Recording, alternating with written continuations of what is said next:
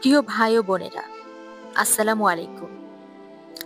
আমাদের জীবনের প্রতিটি মুহূর্তে আল্লাহর প্রতি কৃতজ্ঞ থাকা অত্যন্ত গুরুত্বপূর্ণ।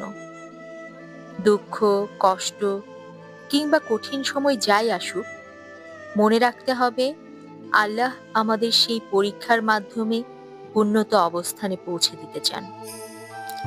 কুরআনুল কারিমে আল্লাহ বলেছেন, আল্লাহ কারো আত্মাকে তার সাধ্যের বাইরে পরীক্ষা দেন না। সূরা বাকারা আয়াত নাম্বার 286। তাহলে আমরা কেন হতাশ হব? প্রতিটি দুঃখের পিছনে আল্লাহর অশেষ রহমত রয়েছে। তিনি আমাদের জন্য যা বেছে নেন সেটাই আমাদের জন্য কল্যাণকর।